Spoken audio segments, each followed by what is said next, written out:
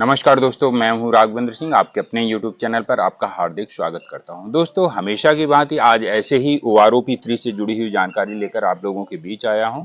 जैसा कि दोस्तों आप लोग देख ही रहे होंगे, अलग-अलग सोशल मीडिया के माध्यम से सुन भी रहे होंगे कि किस प्रकार से OROP को लेकर दिन पर दिन नई-नई खबरें सामने आ रही हैं। आज इसी को लेकर के मैं आपके बीच कुछ चर्चा करूंगा और कुछ पेंशनर के समाधान हैं उनको लेकर के भी बताऊंगा। दोस्तों, एक खबर सोशल मीडिया पर गुमराह करने वाली बहुत तेजी से फैल रही है कि हमारी जो पेंशन है, OROP3 की जो पेंशन है, वो इसी जुलाई महीने में लग करके आ जाएगी।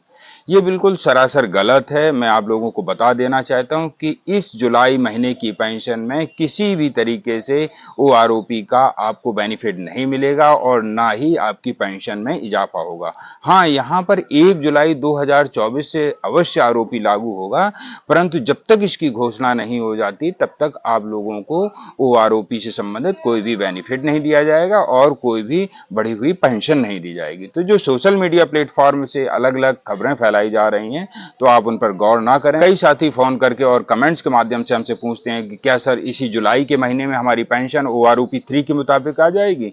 तो मैं उन लोगों को बताना चाहता हूं कि जहां से भी आपको ये खबर मिल रही है, आप उस प्लेटफॉर्म से ये सवाल कीजिएगा।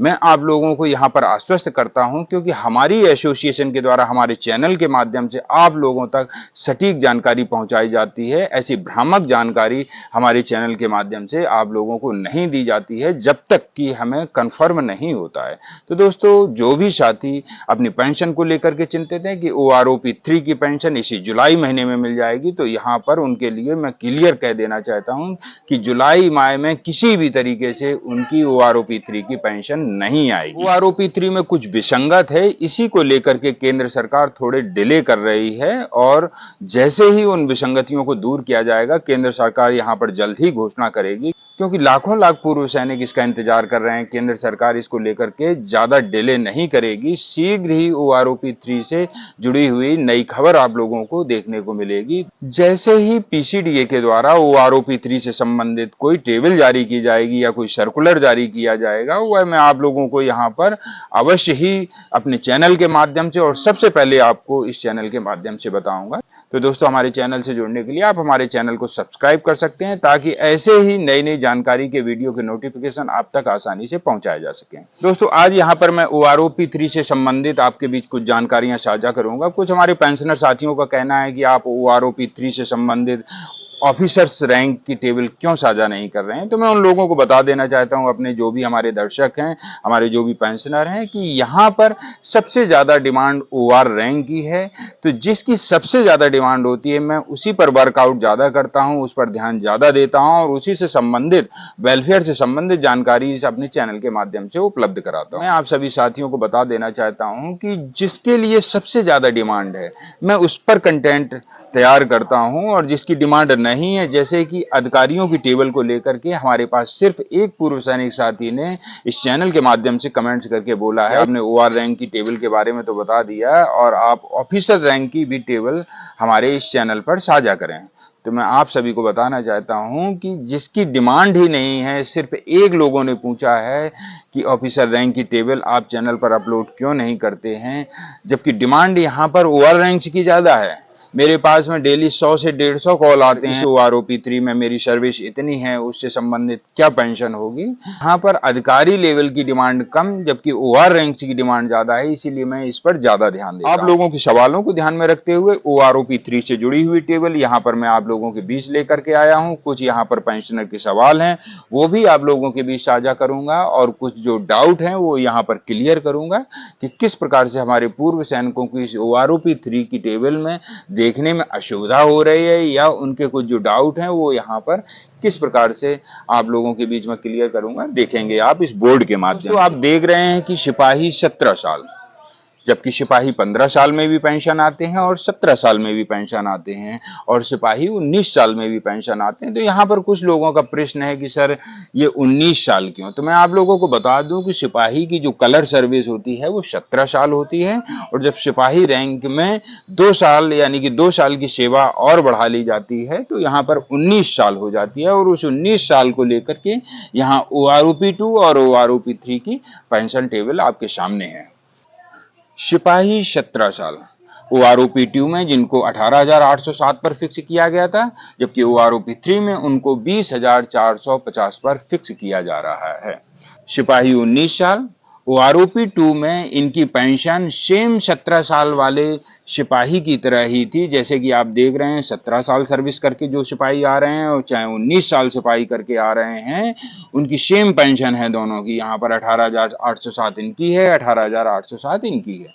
परंतु OROP 3 में इसमें सुधार किया गया है। जैसा कि आप देख रहे हैं यहाँ पर 21,075 रुपए हमारे जो 19 साल सर्विस करके सिपाही रैंक से आते हैं वहां पर उनकी 21,075 पर OROP 3 में फिक्स किया गया है। कुछ नायक हैं वो 17 साल सर्विस करके आ रहे हैं और जबकि नायक 22 साल भी सर्विस करके आते हैं। यहाँ पर जो नायक की कलर सर्विस है वो 22 साल है, आप लोग देख रहे हैं। इसी प्रकार से हवलदार 19 साल सर्विस करके आ रहे हैं और 24 साल भी करके आ रहे हैं। 19 साल, 20 साल, 21 साल ये तो डिस्चार्ज होकर के आते हैं, जबकि हवलदार की कलर सर्विस 24 साल है।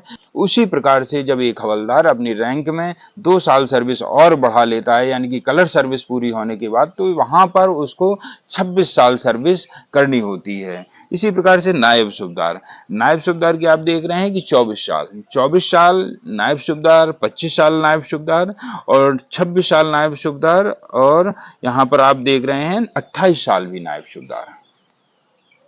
जब नायब सूबेदार अपनी रैंक में 2 साल सर्विस बढ़ा लेते हैं तो उनकी सर्विस बढ़कर के 28 साल हो जाती है। इसी प्रकार से सूबेदार रैंक में, इसी प्रकार से सभी रैंकों में 2-2 साल करके बढ़ा सकते हैं, परंतु सूबेदार मेजर में आप 2 साल नहीं बढ़ा सकते। सूबेदार मेजर आप जिस भी सर्विस में बनते हैं, मान लीजिए आप 30 साल में सूबेदार मेजर बने तो वहां पर आपको सिर्फ 4 साल ही सेवा का मौका दिया जाएगा, या फिर 28 साल में आप सूबेदार मेजर बनते हैं तो वहां पर आपको 4 साल के अलावा नहीं करने दिया जाएगा, क्योंकि सूबेदार मेजर की जो सर्विस होती है वह टोटल ही 4 साल सर्विस होती है। हमारे बहुत से सैनिक साथियों का ये भी प्रश्न है कि यदि उन्हें ऑनरेडी मिलती है तो उनकी पेंशन में किस प्रकार से इजाफा होगा। तो यहाँ पर उनके भी डाउट को मैं क्लियर कर रहा हूँ कि जिनको ऑन ड्यूटी प्रमोशन मिला है, ऑन ड्यूटी ऑनरेडी रैंक मिला है, उनको यहाँ पर OROP 3 में जो इनका स्केल है वो अवश्य दिया जाएगा, जैसा कि OROP 2 में दिया गया था। अगर आपको रिटायरमेंट के बाद में कोई ऑनरेडी रैंक मिलता है तो यहाँ पर आपको बेनिफिट बिल्कुल भी नहीं मिलेगा। आप जिस रैंक से रिटायर्ड हैं उसी रैंक की आपको पेंशन मिलेगी। यहाँ पर ऑनरेरी नायब सूबेदार यदि आपको रिटायरमेंट के बाद मिला है तो इस रैंक में आपको बेनिफिट देखने को अवश्य मिलेगा और आपकी पेंशन में भी फर्क पड़ेगा, जबकि अन्य रैंकों में ऐसा नहीं है। यहाँ पर आप ऑनरेरी नायब सूबेदार देख रहे हैं। यदि किसी को रिटायरमेंट के बाद ऑनरेरी नायब सूबेदार मिलता है तो उसको उससे संबंधित बेनिफिट अवश्य दिया जाता है, जबकि अन्य रैंकों में ऐसा नहीं है। यदि आप रिटायरमेंट के बाद आपको कोई ऑनरेरी रैंक मिलती है, जैसे ऑनरेरी लेफ्टिनेंट, तो आपको यहाँ पर आपको बेनिफिट नहीं दिया जाएगा, ना ही आपकी किसी प्रकार से पेंशन में बढ़ोतरी होगी। यहाँ पर ऑनरेरी रैंक जो आप सर्विस में लेते हैं उसी का बेनिफिट आपको देखने को मिलता है, जैसा कि आप देख रहे हैं 41,000 और 43,000, और यहाँ पर OROP 3 में 43,000 और 46,000। हमारे एक साथी ने क्वेश्चन किया है, वो कह रहे हैं कि मैं ऑनरेरी रैंक से रिटायर्ड हूँ, मेरी बेसिक पे 35,500 है। बड़ी विडंबना है। यदि आपको अभी भी समझ में नहीं आ रहा है, आप पिछली OROP 2 की टेबल उठा करके देख लीजिए। जो ऑनरेरी लेफ्टिनेंट से रिटायर्ड हैं उनकी यहाँ पर बेसिक पे 41,200 है, परंतु हमारे वो साथी कह रहे हैं कि उनको 35,500 से ही रिटायर्ड किया गया है, जबकि उनकी रैंक ऑनरेरी लेफ्टिनेंट है। तो मैं उनको कहना चाहता हूं कृपया अपनी पेंशन को OROP 2 के मुताबिक संशोधित करवाएं, या फिर कुछ दिन और इंतजार कर लें। हो सकता है OROP 3 में अपने आप ही स्वतः ही आपकी पेंशन संशोधित हो जाए। यदि फिर भी नहीं होती है तो आप जिला सैनिक कल्याण बोर्ड के माध्यम से संपर्क करके या फिर हमारी टीम से भी संपर्क करके आप अपनी समस्या का समाधान करवा सकते हैं। दोस्तों, ऐसे ही जानकारी लेकर नायक 17 साल आप देख रहे हैं कि OROP 2 में इनको 20,107 पर फिक्स किया गया था, जबकि OROP 3 में 22,175 इनकी पेंशन की जा रही है। इसी प्रकार से नायक जो कलर सर्विस करके आते हैं, यानी कि 22 साल सर्विस करके आते हैं, उनको OROP 2 में 21,244 पर फिक्स किया गया था और OROP 3 में इनको 23,925 पर फिक्स किया जा रहा है। कलर सर्विस का यहाँ पर बहुत ही बड़ा बेनिफिट देखने को मिल रहा है। नेक्स्ट रैंक है हवलदार 19 साल सर्विस करके। OROP 2 में 21,782 पर इन्हें फिक्स किया गया था, जबकि OROP 3 में इनकी पेंशन 23,475 होने वाली है। इसी प्रकार से हवलदार 24 साल जो कलर सर्विस करके आते हैं उनको OROP 2 में 22,257 पर फिक्स किया गया था, जबकि OROP 3 में 24,900 पर फिक्स किया जा रहा है। यहाँ पर मैं एक और आपका डाउट क्लियर कर देना चाहता हूँ। कुछ हमारे हवलदार साथी जो 24 साल सर्विस करके आए हैं वो बोलते हैं कि आपने OROP 2 में 22,257 बेसिक दिखाई है, जबकि मुझे तो 23,625 रुपए मिल रही है। मैं उनको यही तो बताना चाहता हूं, उन हवलदारों की जो 24 साल सर्विस करके आए थे उनको 22,257 पर फिक्स किया गया था। यदि आप 21, 22 या 23 में रिटायर होकर आए हैं और आपकी बेसिक कुछ और है तो वहां पर आपको OROP 2 एप्लीकेबल नहीं होता है। यहां पर आपको OROP 3 एप्लीकेबल होगा, जो कि 24 साल वाले हवलदार की पेंशन 24,900 यहाँ पर दिखाई जा रही है। बहुत से सैनिक साथी यहाँ पर सवाल करते हैं कि आपने एवरेज किस प्रकार से लिया है, यानी कि OROP 3 में जो आपने एवरेज पेंशन दिखाई है वो किस प्रकार से दिखाई है।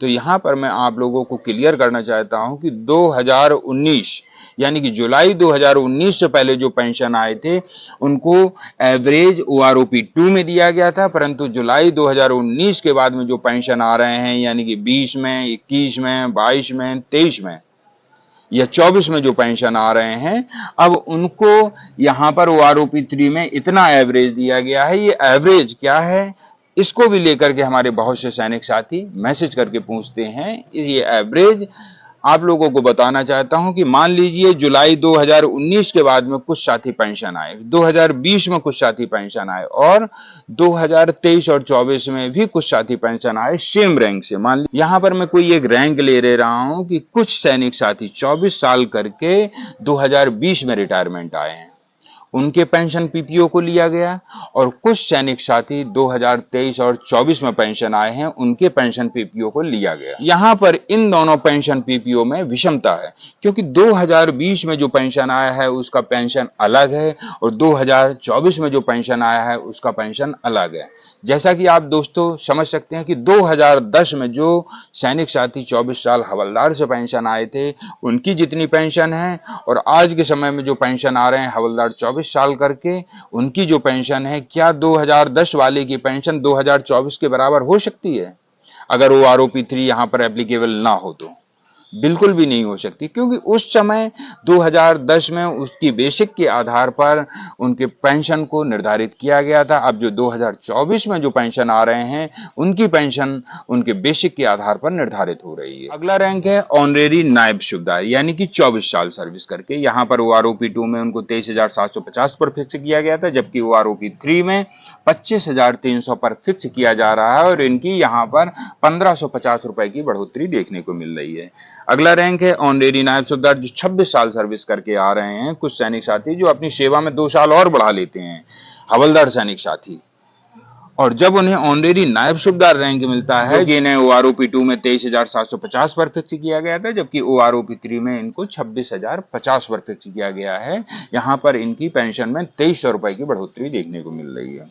नायब सूबेदार जिनकी स्थायी रैंक नायब सूबेदार है और वो 26 साल सर्विस करके आ रहे हैं, जिनको OROP 2 में 24,825 पर फिक्स किया गया था और आज OROP 3 में उनको 27,600 के लगभग फिक्स किया जा रहा है। तो ऐसे नायब सूबेदार जो 26 साल सर्विस करके आए हैं, यानी कि स्थायी रैंक लेकर के आए हैं, उनको यहाँ पर 2,800 रुपए का उनकी पेंशन में इजाफा देखने को मिल रहा है। नेक्स्ट रैंक नायब सूबेदार जो 28 साल सर्विस करके आते हैं, यानी कि अपनी सेवा को 2 साल और बढ़ा लेते हैं, उनको OROP 3 में 28,450 पर फिक्स किया जा रहा है, जबकि OROP 2 में उनको 26,075 पर फिक्स किया गया था। अगला रैंक है सूबेदार 28 साल, जो सूबेदार रैंक से 28 साल सर्विस करके आते हैं, उनकी OROP 3 में पेंशन 32,050 होने वाली है, जो कि इनको यहाँ पर 23,050 रुपए की बढ़ोतरी देखने को मिल रही है। इनकी OROP 2 में 29,700 बेसिक थी। यहाँ पर हमारे कुछ सैनिक साथी यह भी प्रश्न करते हैं OROP 2 की टेबल से। हमारे एक सैनिक साथी झांसी से फोन करके हमें बोल रहे थे कि हमारी बेसिक ऑलरेडी 31,500 है और आप यहाँ पर 29,700 दिखा रहे हैं। तो मैं आप लोगों को बता देना चाहता हूँ, उन तमाम साथियों को बता देना चाहता हूँ कि OROP 2 में विसंगतियों के कारण किसी जेसीओज की भी पेंशन OROP 2 में विसंगतियों के कारण किसी भी जेसीओज की पेंशन इस OROP 2 से OROP 2 की टेबल से मैच नहीं कर रही थी, यानी कि उनकी पेंशन इस OROP 2 की टेबल से ज्यादा थी। परंतु वो नहीं माने, वो बोले कि नहीं नहीं, हमारी आप प्रधानमंत्री पोर्टल पर आप अपनी कंप्लेंट डाल दीजिए, क्या पता हमारी पेंशन और बढ़ जाए, हमें OROP का कोई भी एरिया नहीं आया। जब वो नहीं माने, टीम ने उनकी शिकायत पोर्टल के माध्यम से उनके संबंधित कार्यालय को भिजवा दी। परंतु कुछ दिनों के बाद जो जवाब आता है वो आप सुन करके हैरान होंगे। उनके ऑफिस से जवाब आता है कि आप ऑलरेडी अतिरिक्त पेंशन ले रहे हैं, अब आप कौन से पेंशन बढ़ाने की बात कर रहे हैं, जबकि OROP 2 के मुताबिक तो आपकी पेंशन कहीं ज्यादा है। तो मैंने भी उन साथी को यही बताया कि आपकी पेंशन ऑलरेडी OROP 2 की टेबल के हिसाब से ज्यादा है, आप अतिरिक्त पेंशन ले रहे हैं, आप किसी भी प्रकार की चिंता न करें, आपको बिल्कुल सही पेंशन मिल रही है। OROP 3 में उन्हीं विसंगतियों को ध्यान में रखा गया है और उनकी पेंशन सही से रिवाइज की गई है। अब OROP 3 में जिसकी पेंशन अगर रिवाइज नहीं होती है जेसीओज रैंक में, इसके मुताबिक जो कि आप देख रहे हैं 28 साल सुबेदार करके आ रहे हैं उनको 32,050 पर फिक्स किया जा रहा है और 30 साल जो सुबेदार करके आ रहे हैं उनको 33,025 पर फिक्स किया जा रहा है। यदि इस प्रकार से आपकी पेंशन नहीं होती है तो आप जिला सैनिक कल्याण बोर्ड के माध्यम से संपर्क करके अपनी पेंशन को संशोधित करवा सकते हैं। यहाँ पर सुबेदार मेजर जो 30 साल सर्विस करके आ रहे हैं उनको OROP 2 में 31,625 पर फिक्स किया गया था, जबकि OROP 3 में उनको 34,125 पर फिक्स किया जा रहा है और इनकी पेंशन में यहाँ पर 2,500 रुपए की बढ़ोतरी देखने को मिल रही है। नेक्स्ट रैंक है ऑनरेरी लेफ्टिनेंट। यहां पर मैं आप लोगों को बता दूं कि कुछ सैनिक साथी सुबेदार मेजर रैंक के बाद में ऑनरेरी लेफ्टिनेंट, ऑनरेरी कैप्टन बनते हैं और कुछ सैनिक साथी सुबेदार से ही ऑनरेरी रैंक ले लेते हैं। यहाँ पर ऑनरेरी लेफ्टिनेंट 32 साल जो सर्विस करके आते हैं उनकी OROP 2 में 41,200 पर फिक्स किया गया था, जबकि OROP 3 में उनकी पेंशन 41,200 से बढ़कर के 43,725 होने वाली है और उनकी टोटल पेंशन में 2,525 रुपए का इजाफा देखने को मिल रहा है। ऐसे ही ऑनरेरी कैप्टन जो 32 साल सर्विस करके आ रहे हैं, यानी कि OROP 2 में जिनको 43,675 पर फिक्स किया गया था, लेकिन अब OROP 3 में उनकी पेंशन को बढ़ा करके 46,375 यानी कि उनकी बेसिक को 46,375 पर ले जाया गया है और यहाँ पर उनके पेंशन में 2,700 रुपए की वृद्धि देखने को मिल रही है। आप लोगों को बता दूं कि यहाँ पर सबसे ज्यादा वृद्धि 2 रैंकों में मिल रही है, या तो ऑनरेरी कैप्टन में आप देख रहे हैं 2,700 रुपए की वृद्धि मिल रही है, या फिर आप नायब सुबेदार रैंक में देख रहे हैं। जिन्होंने नायब सुबेदार रैंक में 26 साल सर्विस की है उनकी यहाँ पर 2,800 रुपए की बढ़ोतरी आप लोग देख रहे हैं इस टेबल के हिसाब से। आप लोग बिल्कुल भी चिंता ना करें, OROP 3 की सिफारिशें जल्द ही लागू होंगी। जैसे ही सेंट्रल गवर्नमेंट के द्वारा, केंद्र सरकार के द्वारा घोषणा होगी, यानी कि जुलाई महीने में तो घोषणा नहीं होने वाली है, लेकिन तैयारियां पूरी तरह से कर ली गई हैं। कुछ विसंगतियों के कारण घोषणा नहीं हो पा रही। जैसे ही उन विसंगत को दूर किया जाएगा उसके बाद ही केंद्र सरकार यहाँ पर घोषणा करेगी और इस प्रकार से सर्कुलर जारी होंगे और PCDA अपनी एक टेबल जारी करेगा। प्रत्येक क्वालिफाइंग सर्विस के आधार पर प्रत्येक रैंक की पेंशन को उस PCDA की टेबल में दिखाया जाएगा, जो कि फाइनल और अंतिम टेबल होगी। अगर उसके मुताबिक आपकी पेंशन संशोधित नहीं होती है तो आप किसी कार्यालय के माध्यम से अपनी पेंशन को संशोधित करवाएं या फिर जालौन टीम से भी जुड़ करके अपनी पेंशन संबंधी समस्या का समाधान करवा सकते हैं। दोस्तों, ऐसे ही नई नई जानकारियां हमारी इस YouTube चैनल के माध्यम से दी जाती हैं। यहाँ पर हमारे बहुत से सैनिक साथियों को जो डाउट था, आई होप कि आप लोगों का डाउट क्लियर हो गया होगा। यदि फिर भी आपको कोई डाउट है तो डिस्क्रिप्शन में दिए हुए नंबर पर आप मुझे व्हाट्सएप करके अपनी समस्या का समाधान करवा सकते हैं और अपने डाउट को क्लियर कर सकते हैं। दोस्तों, यदि हमारे चैनल के माध्यम से दी जाने वाली जानकारी आप लोगों को अच्छी लगती हो तो इसके लिए अधिक से अधिक आप पूर्व सैनिकों के ग्रुप में इस चैनल को शेयर कर सकते हैं, ताकि अन्य सैनिकों तक भी ये जानकारी आसानी से पहुंचाई जा सके और उन्हें उनका हक दिलाया जा सके। दोस्तों, ऐसे ही नई नई जानकारियां लेकर मैं आप लोगों के बीच पुनः आऊंगा। तब तक के लिए जय हिंद, जय भारत।